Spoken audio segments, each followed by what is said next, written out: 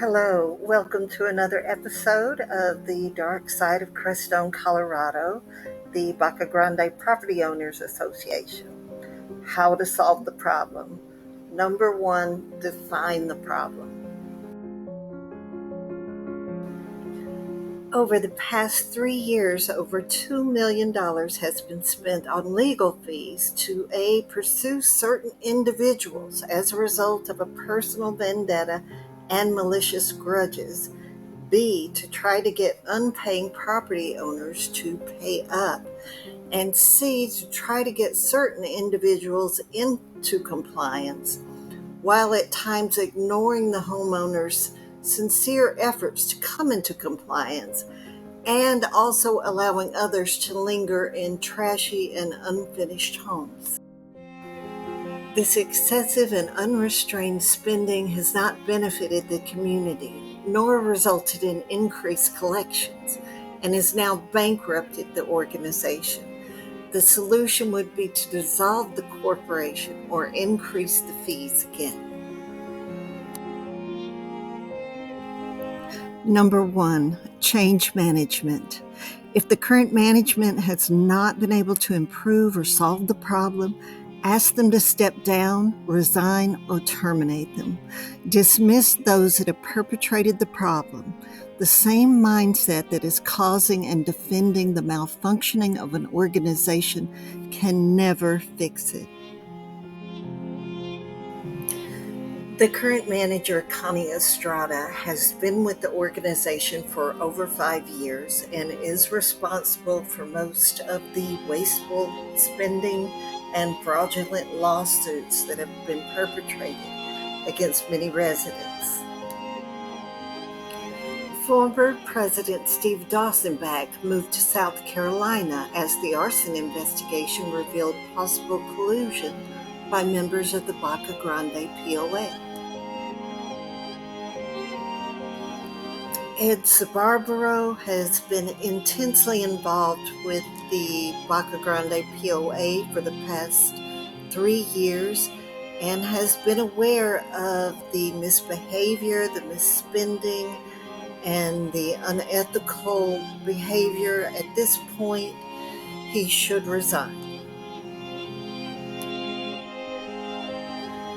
Seguda Brooks has also been constantly involved with the POA for over 3 years and has been unable or unwilling to effect any positive change. For the good of the community and as a show of good faith, she must also resign.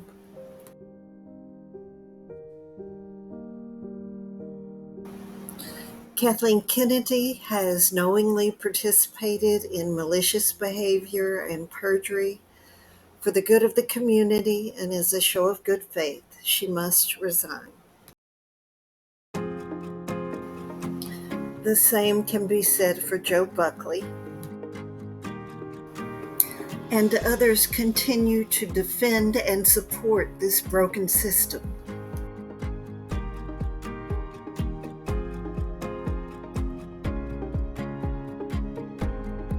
Number two, allow an amnesty period.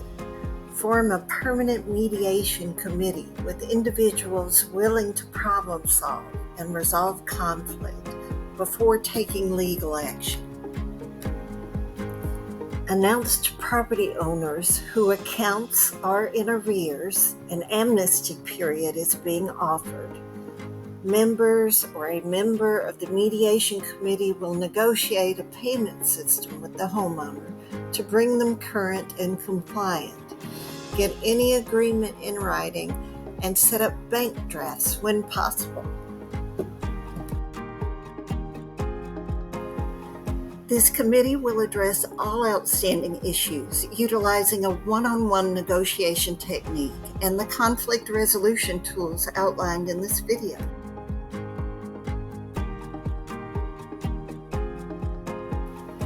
The property owner may respond better to an invitation for pie and coffee.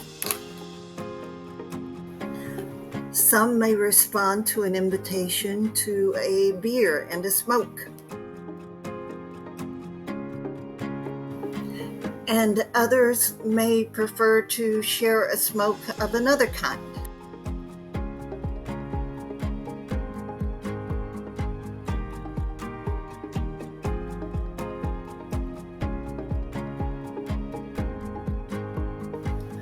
A conflict is a condition that exists anytime two or more people disagree.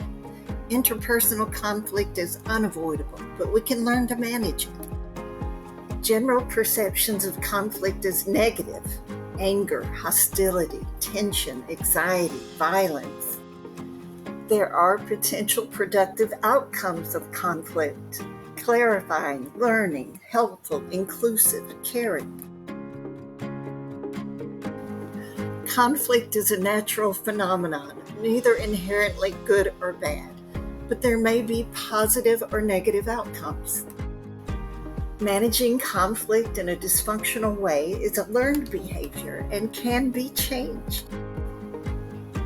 Roadblocks to resolving conflict: clashing personal styles, name-calling, sarcasm, ridicule, insulting, threatening, blaming, inflexibility, defensive body posturing, and language. 93% of the meaning of a message comes from nonverbal sources. How do we learn our own styles of conflict management? Personal styles of dealing with conflict: avoidance: you completely withdraw from the conflict as if it doesn't exist. Accommodation: you put aside your goals and basically give in, although inside you're frustrated and angry. Domination: you force your point until the other party eventually gives up. Compromise: you give up something and so does the other party, but neither is totally satisfied. Integration: you and the other party work together to find a solution that satisfies both of you. It's likely that a person employs more than one style, depending on the situation, but usually one style dominates. How should you resolve conflict? Understand the conflict. It is important for you to define clearly your own position and interest in the conflict. It's equally important to understand those of the other party. Put yourself in their shoes. Listen. Let everyone participate who wants to. Be an active listener. Rephrase what you're hearing. Use I messages. You messages place blame. Speak about your interest, not your position. Don't interrupt or change the subject. For instance, you could say, I hear you, you're broke, you just don't have the money. Could you pay a little bit every month until you get caught up? Look for common interest. Come up with as many ideas as possible. Try to maximize your possibilities. Look for a win-win solution. Take a break. Sometimes a cooling off period is needed. Take a 10-minute break from the topic. If things are getting heated, suggest a coffee break, a smoke, or a soda break. A moment to breathe, get some clarity. Offer a one-on-one consultation with a trusted member, preferably not somebody engaged in the conflict. Ask your neighbor if he or she has a preference of a person to talk with. Many things can result in conflict: poor communication, poor understanding, ego, pride, jealousy, power struggles, or just having a bad day. An open forum and crowded room can be intimidating. It can project an us versus them atmosphere. Providing a private consultation can diffuse the situation. What doesn't work? Being rude, yelling, threatening, being sarcastic, mocking, ridicule, ignoring, insulting, and dishonesty. What does work? being sympathetic without agreeing or disagreeing. Repeat back what the person is saying. I understand you feel you weren't being heard. What if we tried this? Ask your neighbor what he or she feels is the best solution. Ask your neighbor what a compromise would be. Suggest possible compromises. Your neighbor may be angry and want to vent. Use phrases like, "How can I help? I'm sorry you feel this way." Or, "You may be right. That could have been done differently." Your neighbor may accept the circumstances as they are without getting his or her way. He or she may direct anger toward a certain person but appreciate your compassionate approach and accept what was unacceptable a few minutes ago. Phrases like, "That could have been handled differently," "That could have been said differently," acknowledges that they were insulted.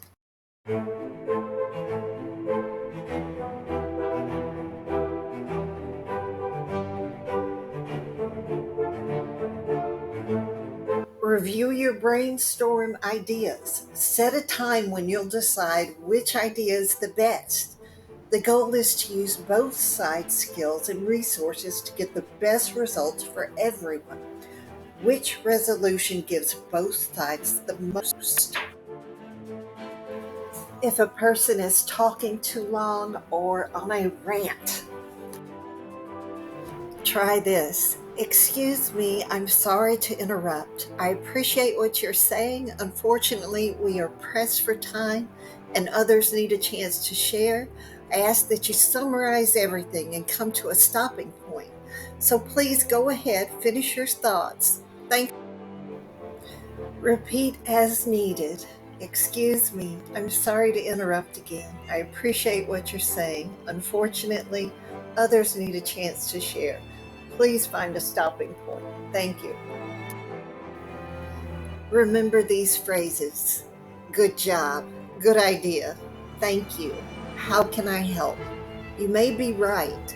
I'm sorry you feel that way. I'm sorry that happened.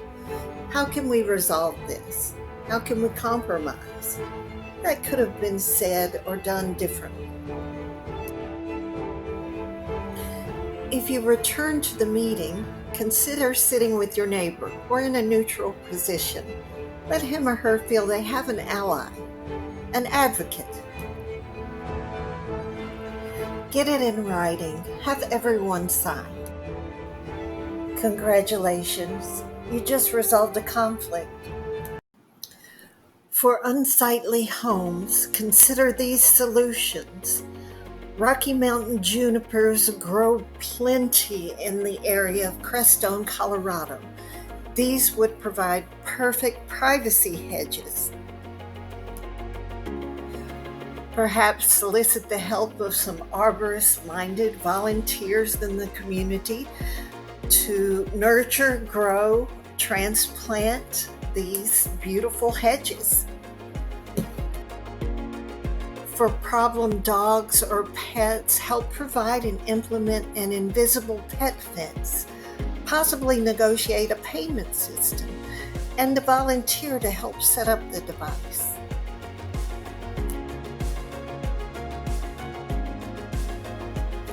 Number 3, phase out the business relationship with the law firm Moeller Grande.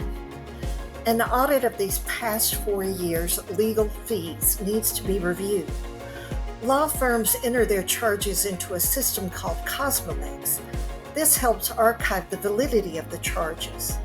This should be reviewed to ascertain if there have been any overcharges.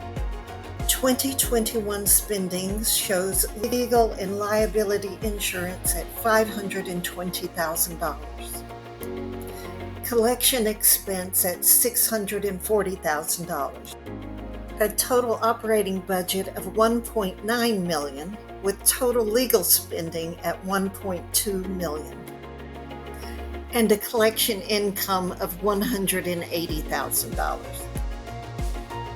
This indicates that the law firm is overcharging, ill-advising, or taking advantage of the association. Thanks for watching. Please follow the link in the description for a professional code of conduct.